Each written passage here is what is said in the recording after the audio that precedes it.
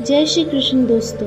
बूढ़े लोग हाथ में डंडा लिए अपने साथ माखन, दूध, दही और घी की भेंट लेकर नंद भवन में उपस्थित हुए।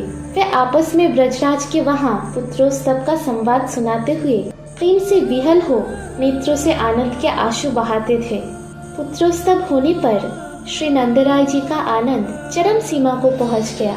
उनके नेत्र हर्ष के आंसुओं से भरे हुए थे। उन्होंने अपने द्वार पर आए हुए समस्त गोपों का तिलक आदि के द्वारा विधिवत सत्कार किया। गोप बोले, हे ब्रजेश्वर, हे नंदराज, आपके यहाँ पुत्रोत्सव हुआ है। ये संतानहीनता के कलंक को मिटाने वाला है। इससे बढ़कर परम मंगल की बात और क्या हो सकती है। देव ने बहुत दिनों के बाद आज आपको ये दिन दिखाया है। हम लोग श्री नंद नंदन का दर्शन करके आज कृतार्थ हो जाएंगे। जब आप दूसरे आकर पुत्र को गोद में लेकर लड़ाते हुए हे मोहन कहकर पुकारेंगे, उस समय हमें बड़ा सुख मिलेगा। श्री नंद ने कहा, बंधुओं, आप लोगों के आशीर्वाद और पुण्य से आज ये आनंददायक शुभ दिवस प्राप्त हुआ है। मैं तो व्रजवासी गोप गोपियों का आज्ञापालक सेवक हूँ।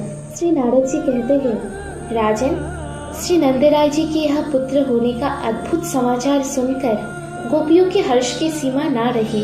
उनके हृदय, उनके तन मन परम आनंद से परिपूर्ण हो गए। वे घर के सारे कामकाज त्वकाल छोड़कर भेंट सामग्री लिए तुरंत ब्रजराज के घर में जा पहुँचे। नरेंद्र अपने घर से नंद मंदिर तक इधर उधर बड़ी उतावली के साथ आती जाती सब गोपियां रास्ते की भूमि पर मोती लुटाती चलती थी। शीघ्रता पूर्वक आने जाने से उनके वस्त्र, आभूषण तथा केशों के बंधन ढीले पड़ गए थे।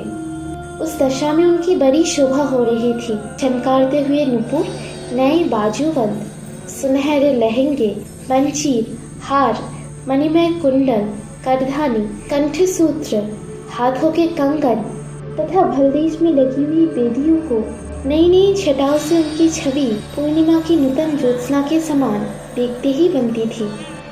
नरेश्वर वे सबके सब राय नैन, हल्दी के विशेष चूर्ण, गेहूं के आटे, पीले सरसों के तथा जो आदि हाथों में लेकर बड़ी लाड से लाला के मुख पर उतारती हुई उसे आशीर्वाद देती थी।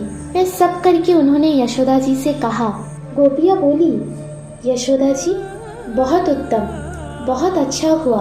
अहो भाग्य, आप धन्य हैं। आपकी उत्तम कोख धन्य है जिसने ऐसी बालक को जन्म दिया। दीर्घ काल के बाद देव ने आज आपकी इच्छा पूर्ण किए है। कैसे कमल जैसे नेत्र है इस श्याम सुंदर बालक के। कितनी मनोहर मुस्कान है। बड़ी स्वभाव के साथ इसका लालन पालन कीजिए। श्री यशोदा जी ने कहा, बहन, अब सबकी दया और आशीर्वाद से ही मेरे घर में ये उत्तम सुख आया है। इसके बाद आप सबको भी दैव कृपा से ऐसा ही परम सुख प्राप्त होगा। बहन रोहिणी, तुम बड़ी बुद्धिमती हो। अपने घर आई हुई ब्रजवासिनी गोपियाँ बड़ी उत्तम कुल की है। तुम इनकी पूजन स्वागत सत्कार करो। अपनी इच्छा के अनुसार इन सबकी मनोवांछा पूर्ण करो। श्री नारद जी कहते हैं, राजन, रोहिणी जी भी राजा की बेटी थी। उनके हाथ तो स्वभाव से ही दानशील थे। उस पर भी यशोदा जी ने दान करने की प्रेरणा दे दी। फिर क्या था, उन्होंने अत्यंत उदारचित होकर देना आरंभ किया। उनके अंग कांति गौर वर्ण की थी। शरीर पर दिव्य वस्त्र शोभा पाते थे और वह रत्नमय आभूषणों से विभूषित थी। रोहिणी जी साक्षात लक्ष्मी जी की भांति ब्रजांगनाओं का सत्कार करती हुई सब और विचारने लगी। राधे राधे।